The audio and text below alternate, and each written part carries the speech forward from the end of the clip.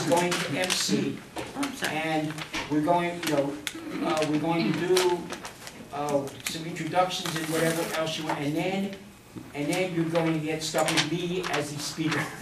Oh, we love you though. And my topic is going to be, is my life better because I'm blind? Yay. I want to welcome everybody today to one of our first banquet for the Greater Long Island chapter, and hopefully it will not be our last. Hopefully this will be an annual event. And my name is Cheryl Echeverria, and I'm going to be hosting this event today, your mistress of ceremonies. And I'm currently the treasurer of our chapter. And in a few minutes we're going to go around the table and introduce ourselves, and our president, David Stayer, will come up and give his address to all our friends and family and members of the Greater Long Island chapter. Before we start, since we have many people here who do not know what the NFB is, I am going to give a little history of the National Federation of the Blind. And excuse me, I'm a little nervous about doing this. We are the oldest and largest consumer rights organization in the United States for the blind. The goals of the NFB are to ensure opportunity, security, and equality for all blind, visually impaired people. And it's estimated that there is about 1.1 million people in the U.S. who are blind, and each year 50,000 more people become blind due to illness, injury, and more. Studies show that only AIDS and cancers are feared more than blindness. A little side note to myself and to everybody here: blindness is not totally blind, it is legally blind, it is partially blind, and the NFB supports anybody that falls into those categories. Our current membership consists of 50,000 plus that are blind. There's more with friends, family, people that fight for the cause with us.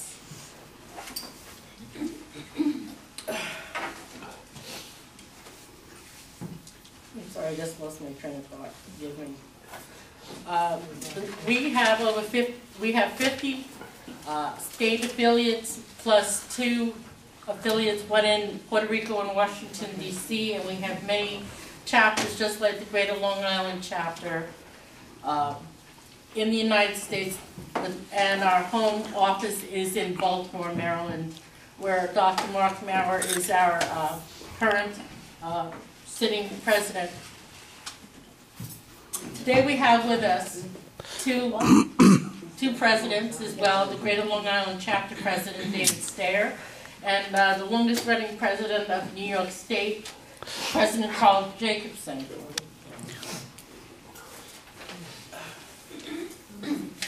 The National Federation of the Blind was founded in 1940 by Dr. Jacobus Tembrook, who also was not blind when he was born. There was actually an accident at the age of 7 from bow and arrow accident that took eyesight from one of his eyes. And he continued to lose his eyesight up until the age of 14. National Federation of the Blind started in 1940. And as I said, we are in all 50 states and have local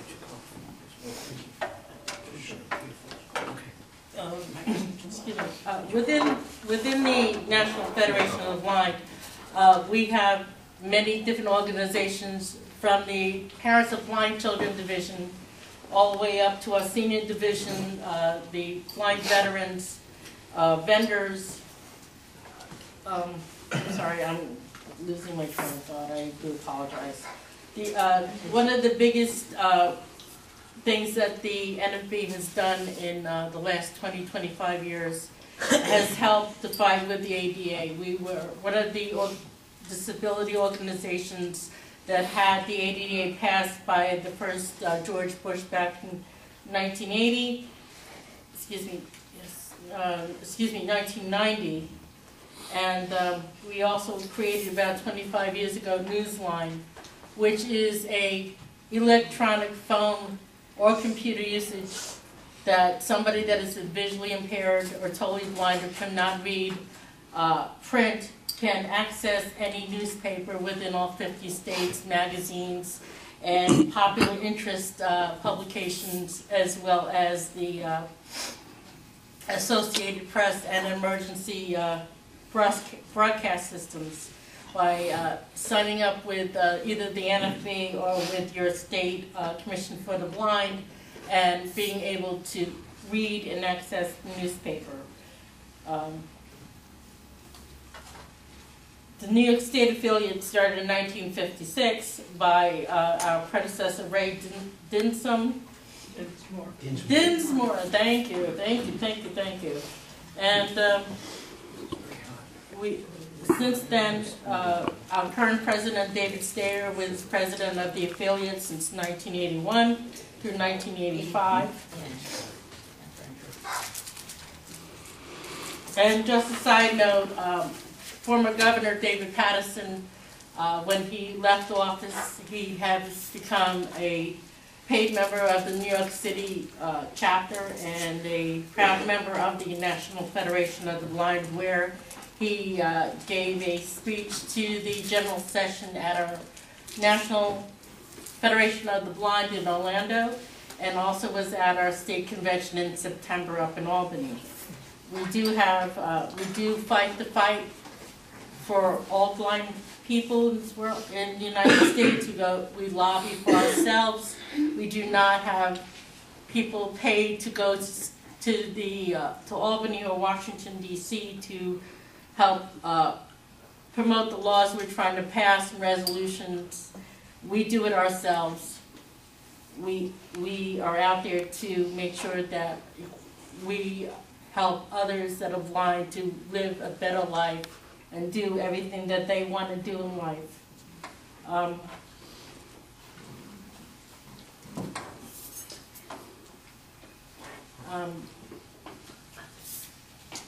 On a side note for myself, and you'll hear more about my story later when we go around and introduce each other. Again, I feel very honored being with this organization. I lost my vision in 2001 due to diabetes, so we are all not, we were all either one step away from having some kind of illness that will take either our sight or our health from us. So when we go home at night and say our prayers and remember that, you know, we're healthy, we're here, and we work hard every single day to be good people and be faithful and all that. And I'm glad I'm part of this organization. I think without them that I may still be sitting at home and not doing things in life. I'm nervous today speaking, but even when I was sighted, I wouldn't be in front of you today or other people speaking, and it really has helped me in the long run myself. I'm going to bring up our president, David Stayer, who will give our banquet speech, and then we will go around to introduce each other, and then at the end of the day we do have a little surprise. So thank you, and I appreciate your attention to this. Thank you.